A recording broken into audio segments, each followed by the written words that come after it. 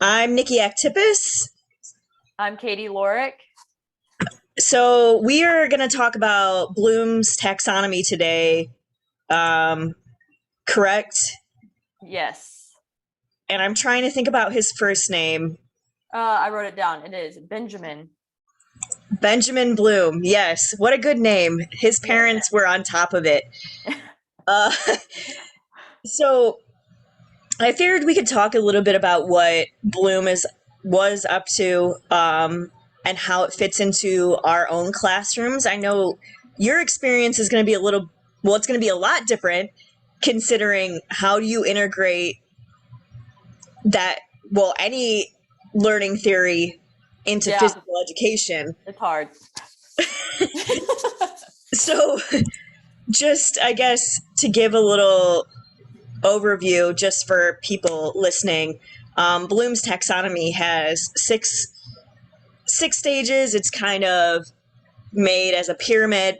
So it goes from the bottom: knowledge, comprehension, application, analysis, synthesis, and then evaluation.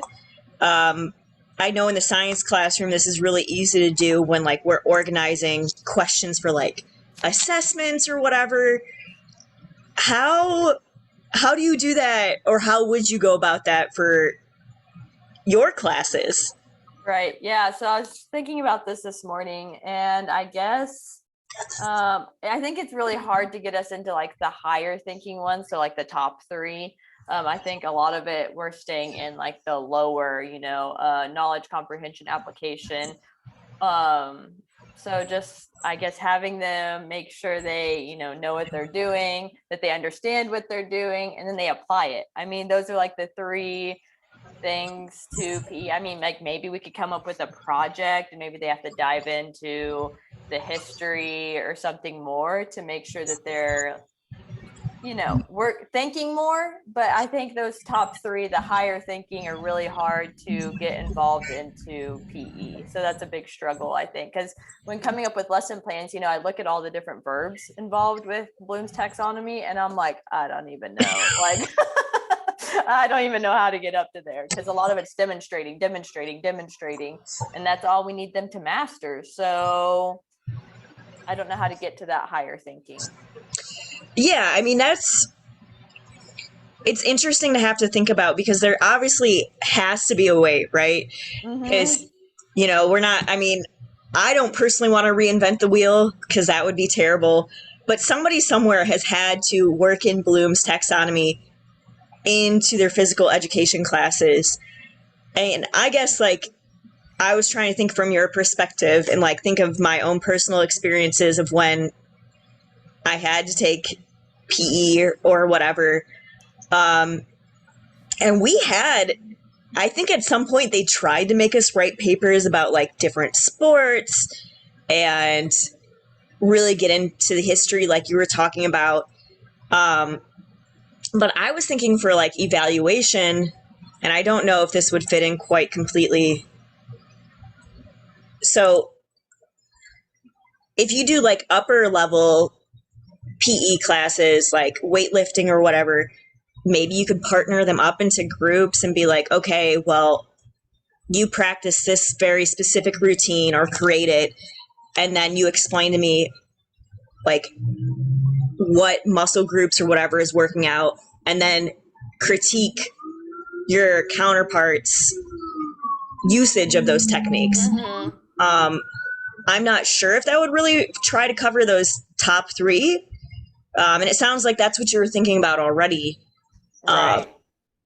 But I was trying to think about what they made us do in school, and it's been many a year since I've had to do any forced physical activity. Yeah. So. Yeah. And I don't teach weightlifting. I mean, I just teach middle school PE. We don't have any specific, but I do like your idea of having them, work together. There was one method that I'm typing up because I'm behind on that paper we're supposed to write, that I've been working on all morning, where it's called the jigsaw method. And I would tell one group to work on maybe using the inside of their foot to pass the soccer ball, and then another group to do this, and then I'd have group A teach group B what they learned, and then group B teach group A. And I think that would kind of get more into like that higher thinking, because they're like working together and evaluating each other. But I've never done that. I've always just been like, this is how you do it, and then have them do it, and then I walk around and make sure they can do it. So I just think I need to get more creative with trying to incorporate Bloom's taxonomy and trying to get them thinking more than just doing it. Well, I think that would be a great way to get those kids involved who were like me and was like, well, why am I doing this? Because I was never super into athletics, and I know there are some kids that are just like, that is their thing, and they're just like, yeah, this makes sense to me without having the words for it. But for kids that are like me when I was growing up, I think that would be more beneficial, especially be like, hey, like, your peers are going to help you with this, and it's going to really help you process like how you're doing the specific sports thing or this specific exercise in class. And maybe you'll catch more kids that are just like, oh God, I have to take PE. This is terrible. Uh-huh. Well, I know we didn't plan for this, but I just want to ask if Bloom's taxonomy, because obviously it might not be ideal in your situation, were there any other learning strategies that maybe you felt like would work better for your classroom? So the couple that I'm kind of incorporating into my paper are the social learning theory by, I don't remember any names. I know that's the one I think I wrote it on, and I can't remember his name. Yes. Yes, and then experiential learning by Kolb. Okay. I just think those are two big ones, because like social learning talks about how they learn through observing, and that's a lot of like PE. And then experiencing, they're having to go through it and get involved, and they're going to learn more by doing it than just by me saying, this is, here, watch a game of soccer. This is how you play soccer. I think it'd be more beneficial to get them playing soccer, because I'm that way. You know what I mean? I have to do it to learn how to, to really grasp what I'm doing. So those are the two that I really just stuck out to me that I use a lot.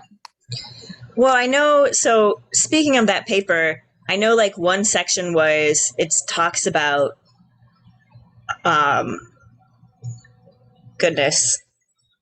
how you would want to implement that. So from what you described with Bloom's taxonomy, would you change anything for these other two strategies? Like what kind of lessons you would teach to your kids to try and get them to engage with the learning theories that you're trying to implement? I just think I would get them more involved instead of me just saying like, this is how you do it. Like the jigsaw method is like, I would, show different groups how to do something and then have them teach each other. I just think I need to be more creative. I'm still, still learning. I have no idea what I'm doing. So, I just being more creative with how I teach it instead of me just demonstrating stuff all the time. I think a good method would be asking what kind of activities they like to do, because I know in science classrooms it's really difficult, because if the kid's just not engaged in the first place, they're just like, science is not for me. Asking them, well, what do you find interesting about science? Like there has to be something. And I probably brought this up last time. Like I had one student in one of my zoology classes. He did not care. Like he did not care whatsoever. So I was like, well, did you know humans are animals? And his eyes just like lit up, and he was able to apply like what I was asking of him to that very specific topic. So have you ever thought about maybe asking like, well, what kind of activities do you like to do? how do you see this fitting into our PE class here? I mean, kind of like usually they all have their favorite sports and they want to play particular sports, which we'll get to. We try to cover most of them, but I think it's a good idea for maybe those oddball ones. Maybe we can incorporate something that they do like, and that way they're more excited and can't wait to get to like their section or their unit that they want to do, and then they can be the one that helps demonstrate those things.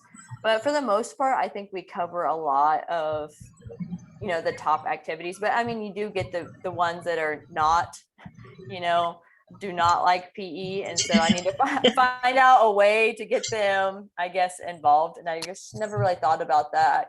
And I think the biggest thing is it used to be if you participated, you got your points. And so as long as they were up and moving, no problem. Cool, great, But it's trying to, and I had a few that would just sit out, and trying to figure out how to get them to participate was really difficult. So maybe that's something I definitely need to work on, is finding a link somewhere in there that gets them involved.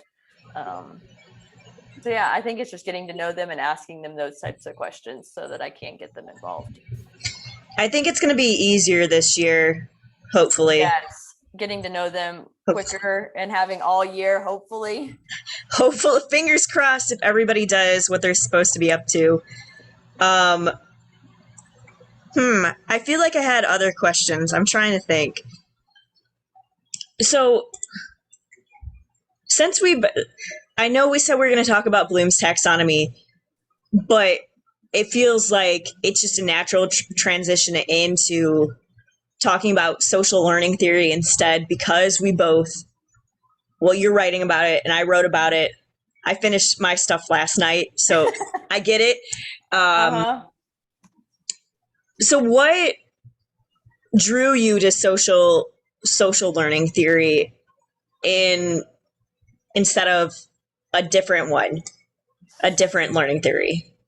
I guess it just seems like it's the one that we use the most. It's constantly observing each other, and I just think it's a big one in general that people go through, I guess, or it's used a lot. Like one of the examples I give is, student A is doing something and they do something wrong and the teacher corrects them, then student B is going to be like, oh, maybe I shouldn't do that, or just watching how I do something and I see, oh, that's how you mean to do that. And so I just thought it was a big one because I'm constantly, they're observing me, I'm observing them, and it just seemed like it was a good fit for what we do in PE, and it's what we use a lot. Yeah, no, that makes a lot of sense. I like it because it has that nature and nurture aspect to it. Mm-hmm. I know there's like, I don't know why there's still a big debate between nature and nurture. Because to me, it's very obvious that it's both, right? Like, right. Mm-hmm. You are born with what you've got, but also like environmental factors are really going to play a strong role in what you're up to in life. So social learning theory to me makes the most sense, but I know there are other old school teachers that's not what makes the most sense to them. And I've yet to have those conversations. But I can imagine being like, well, that's not what we were taught in school, so that's why it doesn't make any sense to me, which, that's just like an imaginary conversation in my head, but I feel like that's probably where it's going to go. But also I really like social learning theory because to me, it sets up for this continuous learning loop of like, you have the learners, you have the modelers, and the learners see this behavior happening and they try to replicate it, whatever. And then feedback is part of learning that behavior. And as they get feedback, they refine that behavior or whatever, and they keep practicing it. So just like, I like it because it's cyclic. And that really, to me, expresses what learning should be in the first place, is cyclic instead of like this weird linear line that makes no sense, because especially in science, things are changing all the time, so you have to be cyclic with your thinking. But also in life in general, because like our generation does things differently than our parents, and our parents do different things than our grandparents. And so I'm hoping I'll be more flexible because I understand that everything is not concrete, if that makes sense. Because I'm just thinking of boomers of being like, well, it's tradition, or something like that. Anyways, that's why I like social learning theory. I know that was a tangent, but that's one of the big reasons why I picked it. And I think it kind of also still fits into Bloom's taxonomy, because with like those levels of evaluation, can't be like, okay, well, you've practiced at the knowledge level. Now you can go up to applying or whatever, or maybe you need to correct something in applying and you go back down a step, whatever. So I think those two theories just, they pair well together. Yeah. I don't know. Just looking at like Bloom's taxonomy, I just think you just take it one step at a time. And maybe those higher order thinking are more when you get to like the high school PE level, where you're really working on like your skills more and really having to master those skills. So then like students can evaluate each other when it comes to those things. And I just think it's a hard one to try and like, I guess I think of like objectives. I think that's the big thing when we're writing objectives for like our lessons. I just have such a hard time trying to figure out how in the world am I going to use those higher like action words and verbs to write my objectives. I'm like, I'll get there one day. I'm going to keep it simple for now, and maybe I can get creative and figure out how I can use that higher thinking and objectives for my students. So just think I have ways to go. But as a learner, you're applying Bloom's taxonomy to your own learning, because you're like, I know this knowledge, I know how to teach these kids these things, I know how to put it in practice and like analyze what's going on in my classroom and all of that. So I think by working through Bloom's taxonomy on your own, like subtly, is going to help you, implement that in your classroom later. Because you honestly have the harder job. Because for me, this makes sense. This is very straightforward. Like, oh yeah, you've got to like get that base knowledge, and you've got to like process it, and then when we're doing experiments, apply it, analyze your results, synthesize, and collaborate on evaluations. Like it's more natural. Like these Bloom's taxonomy and other learning theories, I feel like, are more innate with, I don't want to say classroom based, because obviously where you are is your classroom. I totally get it, because I think that's what I write on like a lot of comments for, exploratory classes. I'm like, this can be really hard for us to figure out how to incorporate these things into our classroom and do them correctly. And sometimes I wish I was like a gen ed teacher for these assignments, because I'm like, I don't know, I'm lost. And maybe that's why I procrastinate half the time, because I'm like really trying to think of like, how can I do this? How can I write this paper? How can I make this fit into what I'm trying to teach the students? So, but maybe I'm just procrastinating and I'm just giving myself an excuse right now. But yeah, I do think it can be challenging. And I don't want to take that away from like, gen ed teachers, but sometimes like just looking at it, I'm like, you guys have like the structure of what you're supposed to do, and we just don't have that structure as much, where it's pretty open to what we're supposed to do and what we're supposed to evaluate on, kind of things like that. Would it help if, I don't know how I want to put this, would it help if PE classes like physical ed was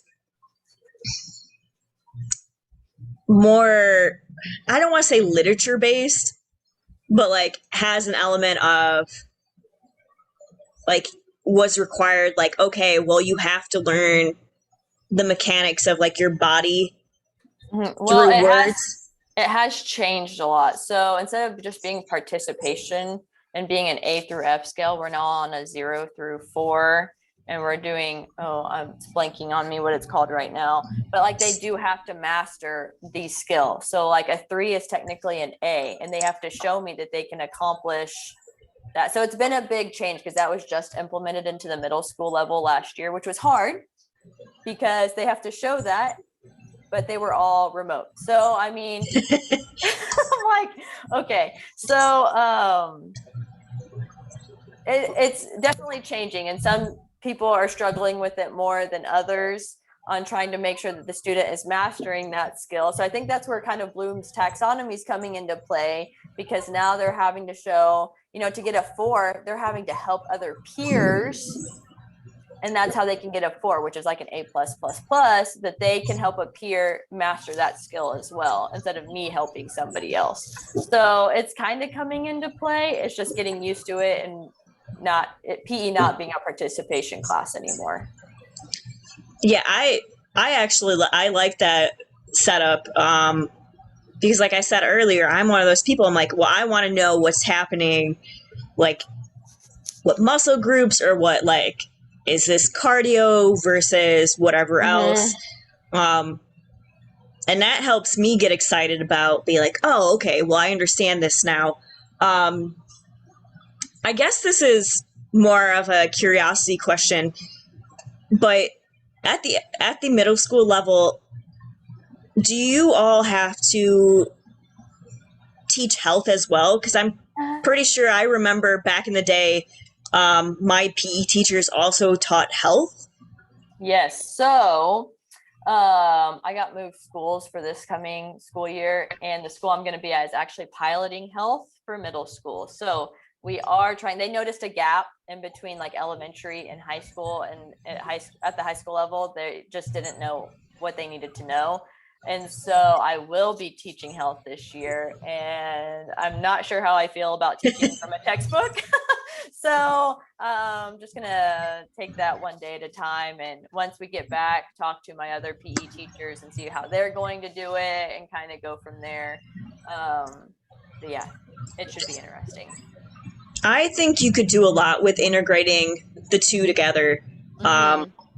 And then you wouldn't have to use the textbook as much, because I understand we don't have a textbook for biology, and like I just get to make up whatever I want for my electives. But I think with your knowledge already, because obviously you've gone into this very particular educational pathway because you have the background experience with with PE. So I think, and I know you find you're a little bit anxious about it, but I think you're going to find ways to integrate the health classroom into PE and vice versa, because they connect. Right. Yeah, it'll be, and like they have it separated, so it's not like PE is, or health is with PE. It's going to be two separate classes. But like you said, there are going to be ways where I can try and integrate that and make it flow together. I just don't like new either, so it's just a lot of changes of being at a new school and teaching health. So I think it'll be fine. We'll just see how it goes. Well, because you're going to have mostly all the same kids, correct? Like for both classes. I have no idea. Okay, I guess like this is new news to you. But theoretically, if you, let's say you had it would be nice. Yeah, because then you could be like, all right, well, in PE we're going to do this, and then we're going to talk about it in health next semester or whatever, like however they have their schedule set up. Do you think that would be beneficial if they just they paired the two classes, and they're still separate classes, but if you took one, you had to take the other corresponding class? I think it would be helpful, because then I would have a relationship with those students already. And but Yeah, I mean, I definitely think it would help, because then like you can correlate them, and especially maybe if they had, whether it's PE one semester and health the next semester, or if they had them at the same time, I think it would be cool too, because I could say, okay, this is what we're doing in PE, and then later today when you have health, this is how they go together. So I think it would be really beneficial to have the same students, but I don't know what the likelihood of that is. You can always suggest it. Be a Yeah, trailblazer. yeah.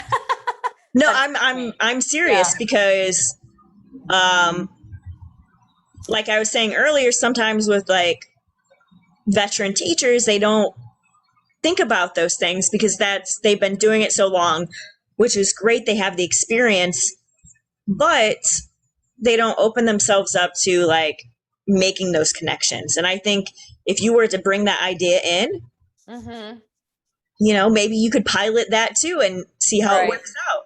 Mm-hmm.